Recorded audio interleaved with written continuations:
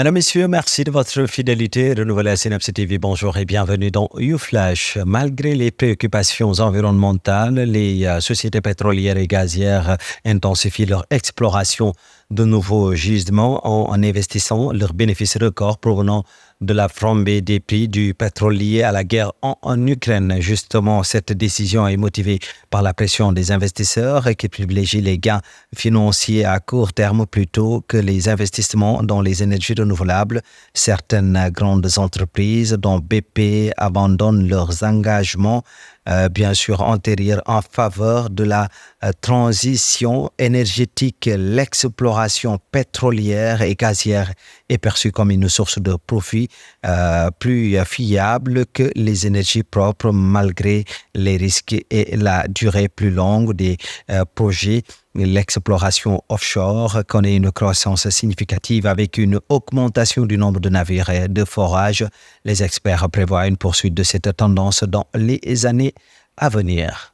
En dépit des inquiétudes manifestées par les associations écologistes, le président kenyan William Ruto a annoncé dimanche 2 juillet la levée de l'interdiction sur l'exploitation forestière qui a daté de près de 6 ans. William Ruto a affirmé que cette décision attendue de longue date visait à créer des emplois et à développer les secteurs de l'économie qui dépendent des produits forestiers. Selon les statistiques du gouvernement, l'exploitation forestière a contribué en 2022 à 1,6% du PIB du Kenya, où les forêts recouvraient 8,8% du territoire.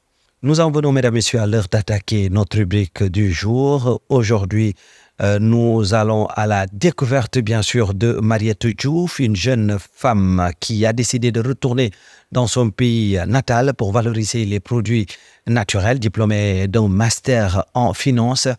Cette entrepreneuse sénégalaise, fondatrice d'Etou Nature, a choisi de tout laisser derrière elle en France pour entreprendre au Sénégal et contribuer à son développement. Mariette Diouf dans notre rubrique « Ma passion d'entreprendre ».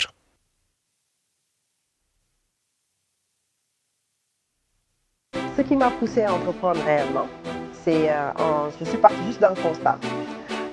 Il y a plus de 10 ans. Pourquoi ce constat-là? Parce que j'ai vu pas mal de produits circuler, parce qu'il faut savoir, par mon parcours, j'ai vécu plus de 15 ans à l'étranger, entre la France et le Canada. Et étant au Canada, j'ai constaté en fait des produits naturels qui venaient de chez nous sans même les connaître. Et je me suis dit, pourquoi pas nous faire des recherches sur ces produits-là. Par exemple, le baobab, le moringa, que j'entendais juste de nom, que j'avais peut-être l'habitude d'utiliser au Sénégal, mais je ne savais même pas comment faire. Et en 2012, j'ai décidé en fait de quitter le Canada pour aller au Burkina, pour vraiment travailler dans le domaine toujours de la finance, mais aussi pour en même temps travailler avec les groupements de femmes dans le milieu du beurre de karité. Et c'est de là-bas que l'idée m'est venue de dire, ok, maintenant c'est quelque chose que je connais, et pourquoi ne pas les valoriser au Sénégal, les rendre accessibles au public qui ne connaissait pas.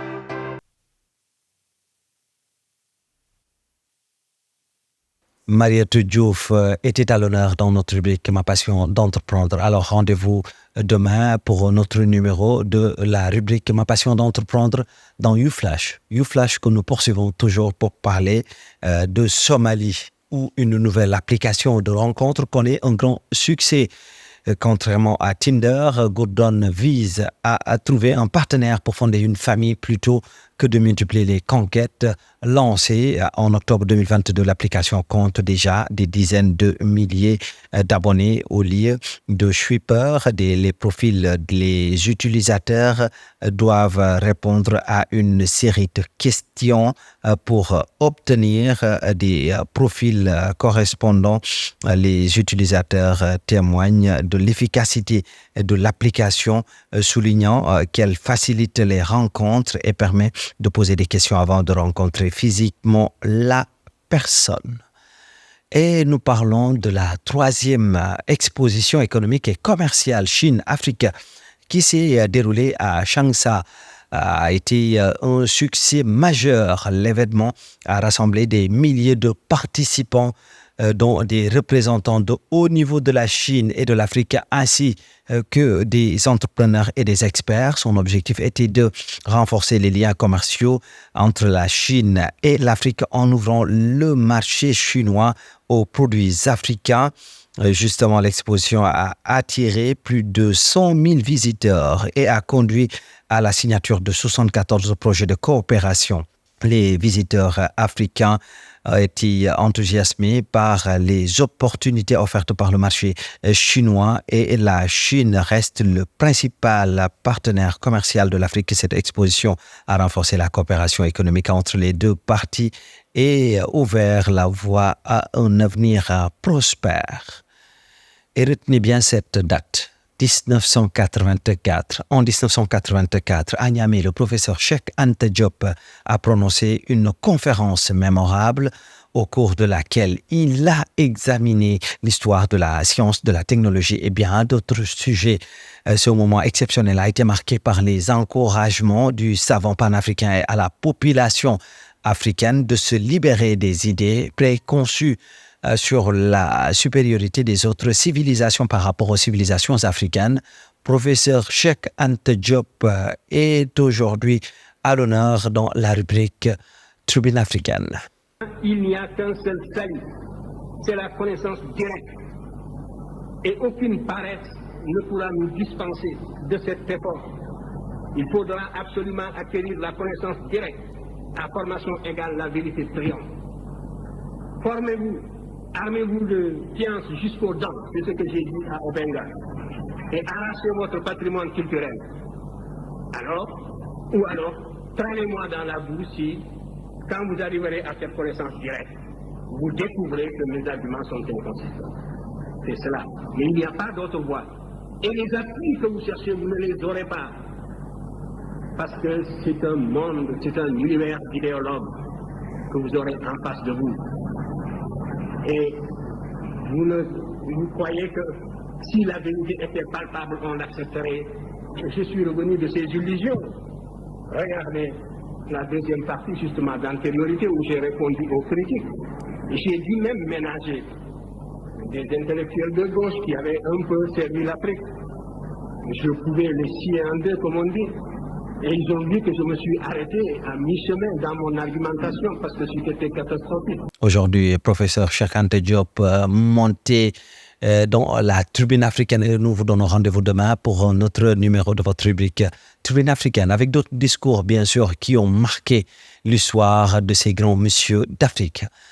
Et nous parlons des femmes marocaines telles qu'Asma, Inde et Yousra qui brisent les barrières de genre en rejoignant le cercle traditionnellement masculin de la musique Nyawa.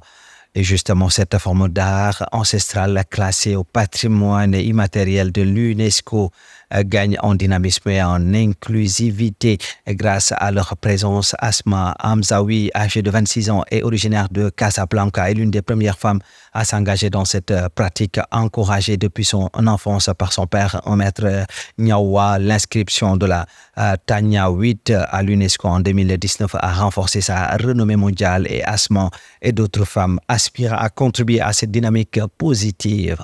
En tout cas, bon succès pour la suite à ces grandes dames marocaines. Et mesdames, messieurs, c'en est tout pour aujourd'hui. Où que vous soyez, merci de l'avoir suivi. On se donne rendez-vous demain pour un autre numéro de YouFlash. D'ici là, restez en compagnie des programmes de Synapse TV. Merci et au revoir.